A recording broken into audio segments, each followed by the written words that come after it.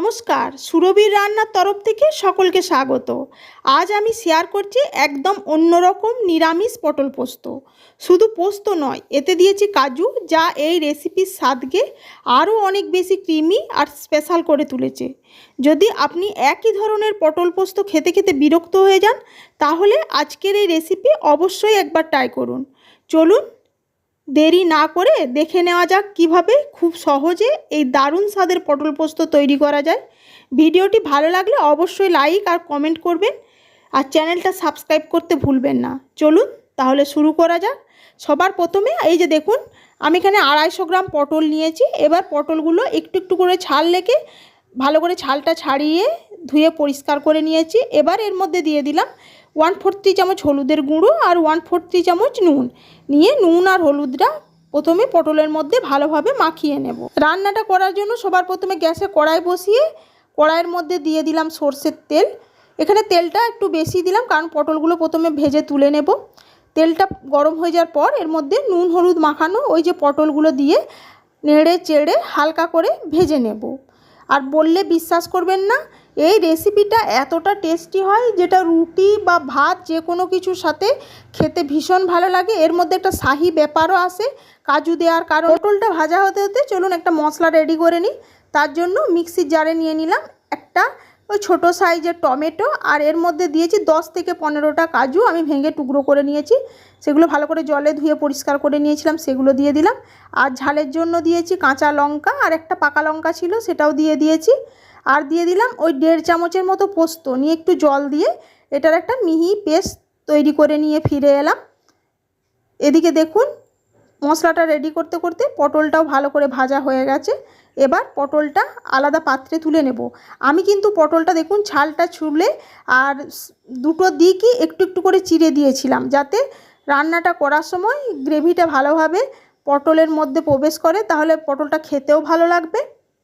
আর নাহলে শুধু পটলটা গোটা রেখে রান্না করলে পটলটা উপর থেকে ক্রিমি ভাবটা আসবে, মশলার ফ্লেভারও থাকবে, কিন্তু ভেতরটা একদম কাঁচা কাঁচা থেকে যাবে, তখন খেতে ভালো লাগবে না। তাই এইভাবেই আমি পটলটা চিড়ে নিয়েছি। আর একঘেয়েমি পটল পোস্ত খেয়ে খেয়ে যখন বোর হয়ে যাবেন, আর এখনকার পটল বিশেষ করে এখন যাই বলুন ভাজাই হোক আর ঝোলই হোক আর ভালো লাগে না, তখন পটলকে একটু অন্যভাবে রান্না করলে দেখবেন রান্নায় একটা আলাদা মাত্রা আসে, যেটা খেয়ে ছোট থেকে বড় সকলেই আঙুল চাটতে শুরু করে। এবার রান্নাটা করার জন্য ওই পটল ভাজার যে তেল ছিল ওর মধ্যে ফোড়ন হিসেবে দিয়ে দিলাম 1/4 চামচ 5 ফোড়ন। নিয়ে ফোড়নটা যখন ভাজা হয়ে গেল, এর মধ্যে ওই যে পোস্ত আর কাজুর যে পেস্টটা তৈরি করেছিলাম সেটা দিয়ে দিলাম। আর একই সাথে দিয়ে দিলাম 1/4 চামচ কাশ্মীরি লঙ্কার গুঁড়ো আর 1/4 চামচ হলুদের গুঁড়ো। এবার নেড়ে চেড়ে মশলাটা ভালোভাবে কষিয়ে নেব। আর কাজু দেওয়া আছে, অবশ্যই কিন্তু এটা ঘন ঘন নাড়তে হবে, না হলে তলায় লেগে যাবে। আর রান্নাটা ভীষণ সহজ, খুব তাড়াতাড়িও হয়ে যায়। মশলাটা যাতে পুড়ে না যায় তাই দেখুন আমি মিক্সির জার ধোয়া একটু জল দিয়েই মশলাটা কষিয়ে নিলাম। মশলাটা ভালোভাবে কষানো হয়ে গেছে। এই যে দেখুন মশলা থেকে কিভাবে তেল রিলিজ হতে শুরু করেছে। এবার এর মধ্যে দিয়ে দিলাম ওই যে ভেজে রাখা পটলগুলো।